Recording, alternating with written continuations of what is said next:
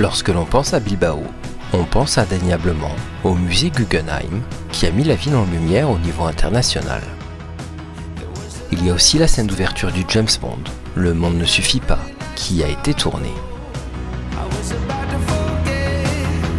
Et s'il est difficile d'apprécier et de découvrir Bilbao en une seule journée, nous allons aujourd'hui vous faire découvrir la ville durant l'Aste Nagusia, aussi connue sous le nom de la Grande Semaine de Bilbao, qui a lieu chaque année depuis 1978.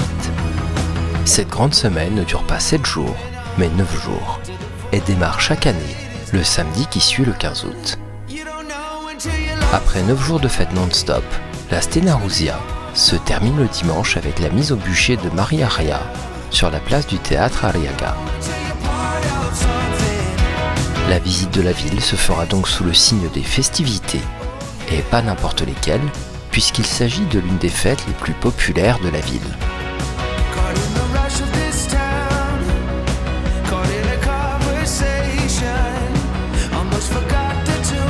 Nous commençons notre visite par la découverte des jardins d'Albia, qui sont divisés en deux parties, une de 4500 m² et une autre partie de 1500 m², composée de la Plaza de San Vicente. Les deux sont séparés par la rue Ibáñez. Les jardins possèdent de nombreux arbres comme des platanes, qui atteignent des hauteurs similaires à celles des bâtiments qui les entourent. On peut y découvrir plusieurs statues, comme celle de Sabino Arana Gori, fondateur du Parti nationaliste basque. Un étang présidé par la figure d'une femme au bras levé, tenant une amphore, d'où sort un jet d'eau, ainsi qu'une statue de l'écrivain Antonio Trueba. Sur la place de San Vicente se trouve une image de la Vierge Immaculée de l'auteur Agustín de la Herrán, et on aperçoit non loin de là l'église de San Vicente Martyr.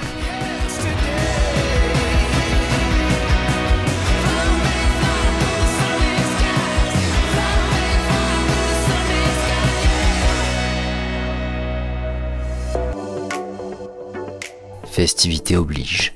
Juste à côté, nous arrivons sur une place où est préparée une paella géante, et nous y trouvons un accueil très chaleureux, où les habitants nous proposent de mélanger la paella avec eux. Paella que nous dégusterons et qui s'avérera être délicieuse. Notre visite s'annonce plutôt bien.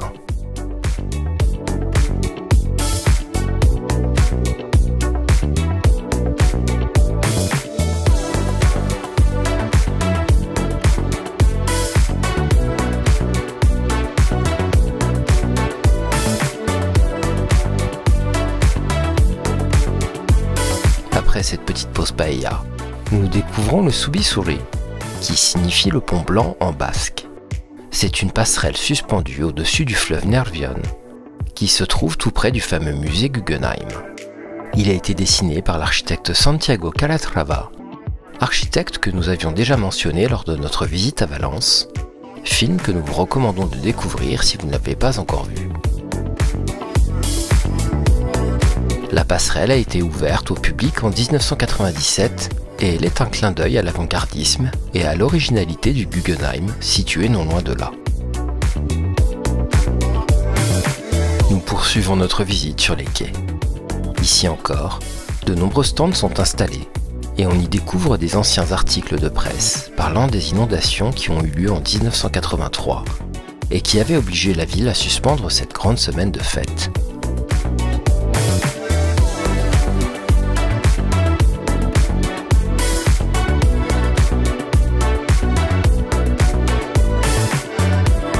On y trouve également des photos de ces impressionnantes inondations.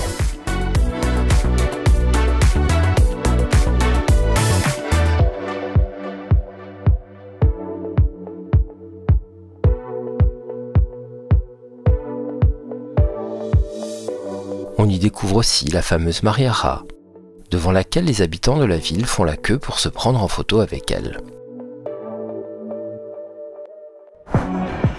C'est une femme haute de 4 mètres, blonde, en robe colorée et aux bras levés en signe de fête et d'optimisme. Et c'est le symbole des fêtes de Bilbao.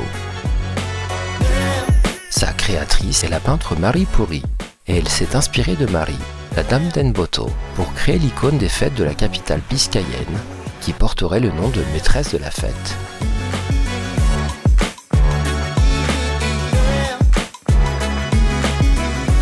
Sur les quais, on y trouve des joueurs de jeux de rôle, de quoi prendre un verre ou se restaurer.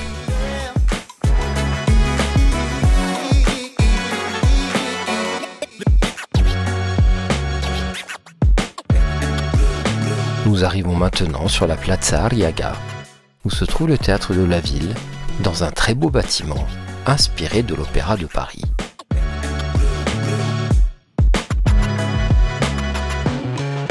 Il est l'œuvre de l'architecte municipal Joaquín Rucoba et fut inauguré en 1890.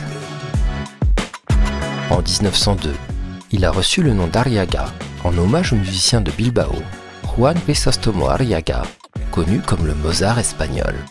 De par son talent, il composa à 13 ans son premier opéra et mourut de tuberculose peu avant ses 20 ans. De nos jours, le théâtre accueille la programmation théâtrale et musicale de la ville. Nous continuons notre visite en direction du marché couvert et admirons les magnifiques bâtiments des rues et découvrons la superbe cathédrale de Santiago.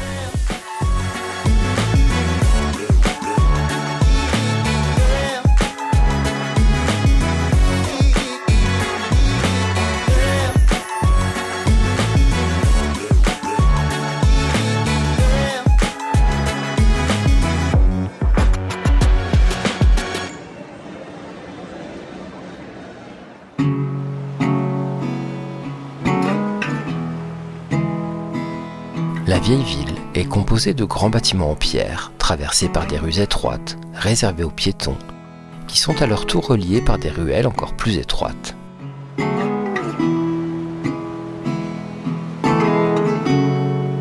Les habitants vivent dans la vieille ville comme ils l'ont toujours fait, les rez-de-chaussée étant occupés par des boutiques, des entreprises et des restaurants, tandis que les résidents vivent aux étages supérieurs. Les rénovations et reconstructions dues aux inondations ont remodelé Casa Fierro en ce qu'elle est aujourd'hui. Quelques boutiques de souvenirs pour touristes sont disséminées autour du vieux quartier, mais dans l'ensemble, Casa Fierro est authentique.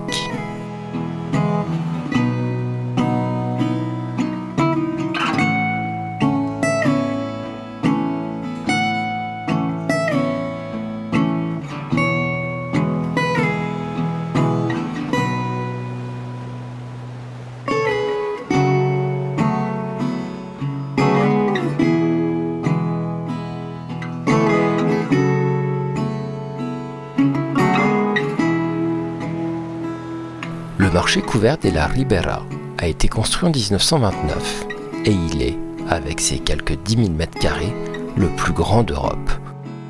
Ces halles singulières sont situées en plein cœur de la vieille ville, sur le bord de la rivière. On y découvre un style assez éclectique, avec une ornementation art déco variée, mêlant baies vitrées, jalousies, décorations florales et autres éléments décoratifs.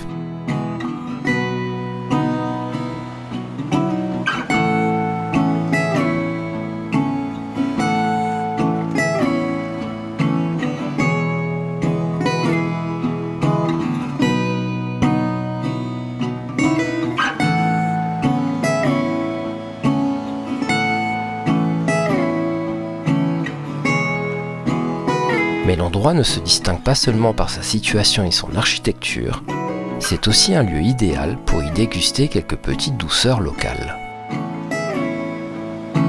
Et nous partageons 2 pâtisseries locales dont une Carolina, une tour de meringue glisse, trempée dans du chocolat et du jaune d'œuf, le tout en couche garnie de crème au beurre.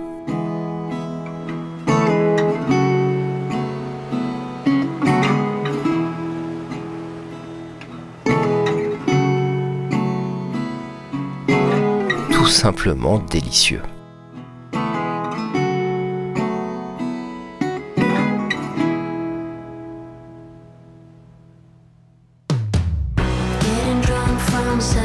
Nous continuons notre balade et profitons de l'architecture typique de la ville.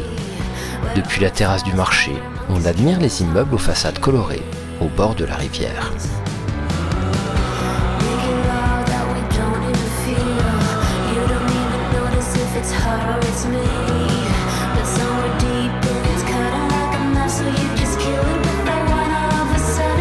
Nous retournons dans la vieille ville, où nous prenons le temps d'admirer les bâtiments, dont l'architecture présente une riche mosaïque de styles architecturaux qui reflète sa longue histoire.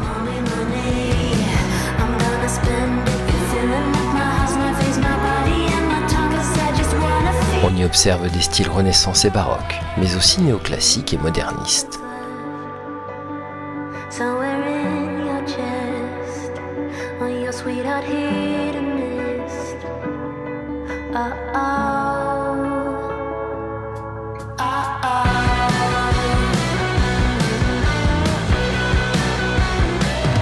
On y trouve de nombreuses églises, comme l'église de Los Santos Juanes, qui est construite dans un style baroque classique et qui date du XVIIe siècle.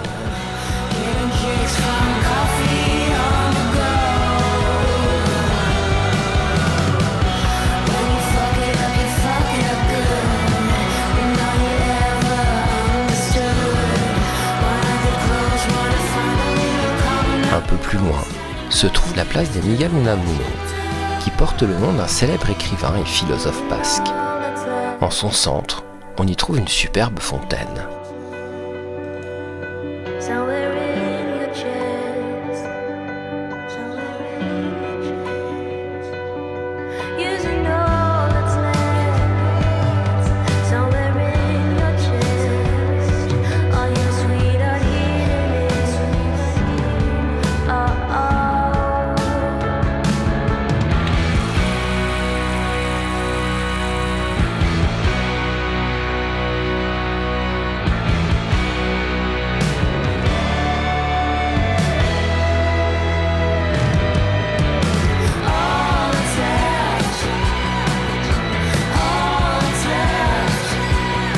Nous découvrons une autre église, dont la construction a commencé en 1743.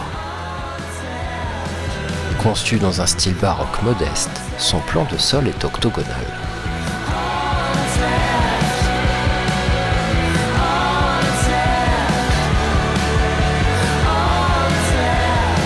Festivités oblige, de nombreux stands sont installés et nous avons même le droit d'assister à un cours de danse devant l'église Saint-Nicolas de Bari. In ever working a day, can't see the use of it anyway. Who can think I'm such a low-down crowd? Growing up is just a trap.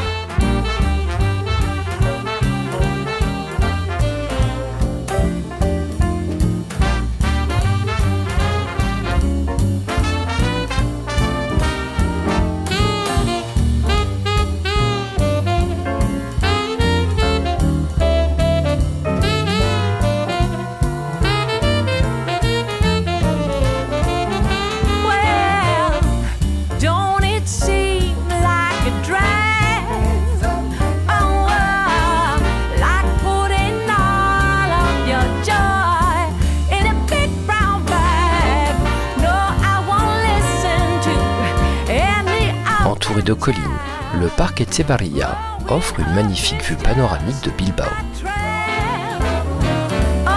C'est l'un des plus grands espaces verts de la ville où l'on peut se promener ou profiter des zones sportives dont il dispose.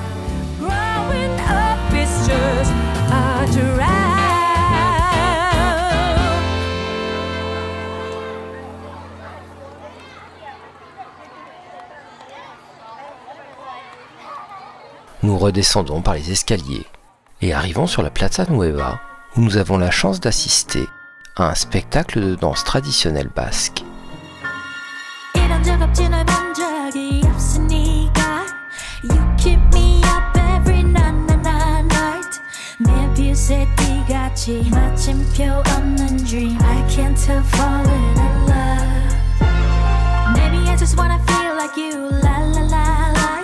Next to me right here right now, now, now.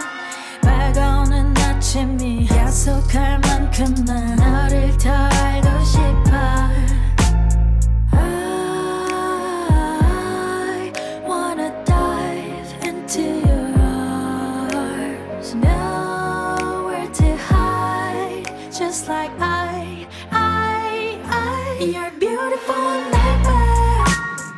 La place fut construite au XIXe siècle selon l'esprit illustré de l'époque. Elle présente un style néoclassique et possède une forme rectangulaire avec 18 arcs sur les deux côtés et 15 sur les deux autres.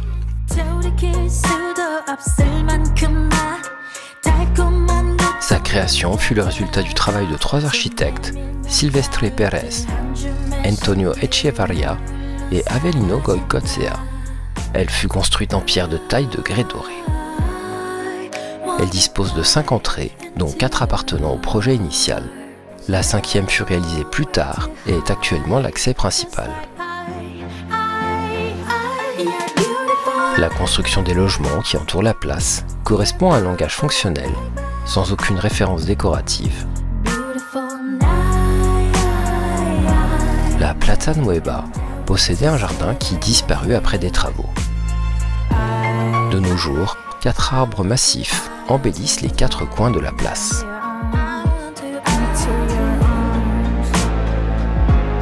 Nous prenons le métro pour nous diriger vers la Plaza Federico Moya. Et là encore, nous arrivons juste au moment où un défilé de chars passe. Décidément, notre timing est parfait. La foule est omniprésente, et il faut dire que le défilé de structures gonflables est vraiment sympathique à voir. La Plaza de Moya, ou la Plaza Elliptica comme on l'appelle communément, est l'un des endroits les plus emblématiques de Bilbao. Elle a été construite dans les années 1940 selon la conception de Luis Salinas. Son fils Manuel Salinas a été chargé de rénover l'espace 60 ans plus tard, en respectant sa forme ovale d'origine et en conservant les parterres de fleurs de style français et anglais. Parmi les modifications qui ont été mises en œuvre pour le remodelage de 1997 figurent quelques lampadaires en acier moderne et des bancs.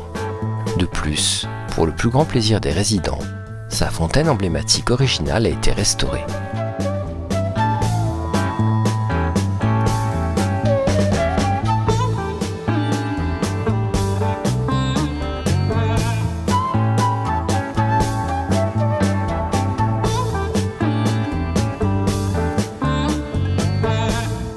La place est un lieu central pour accéder aux différents lieux de la ville à pied, comme par exemple le musée Guggenheim, qui a ouvert au public en 1998.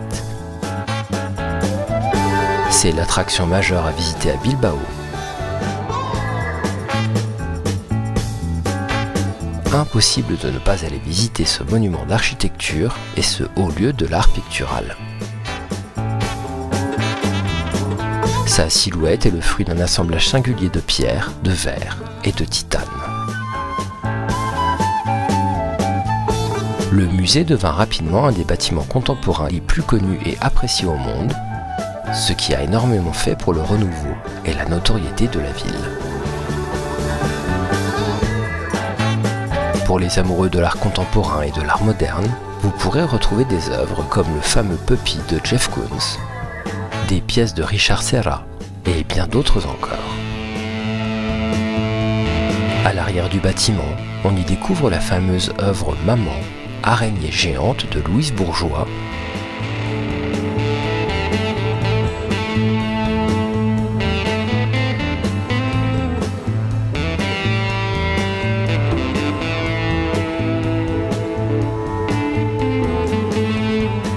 ainsi que les arcs rouges de Daniel Buren.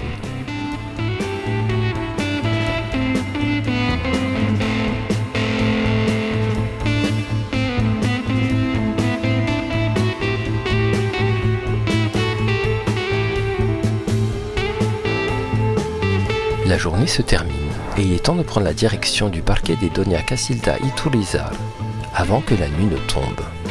Sur notre chemin, on y aperçoit la tour Iberdrola, haute de 165 mètres et comprenant 41 étages. C'est le plus grand gratte-ciel de bureaux construit en Espagne. Elle se situe sur la place Euskadi, un espace ovoïde de plus de 6000 m² qui fait la transition vers le parc de Doña Casilda. Le parc fut inauguré en 1920 après la cession par Madame Casilda Iturrizar à la mairie de Bilbao des terrains sur lesquels il s'étend. La ville est située dans une vallée, ce qui lui vaut d'être appelée par ses habitants Boxto. C'est une ville qui prend soin de son passé, sans perdre de vue le présent, les yeux rivés sur les opportunités futures. Cette visite en une journée s'est avérée trop courte et nous y retournerons certainement car elle regorge de choses à découvrir. À bientôt pour de nouvelles découvertes.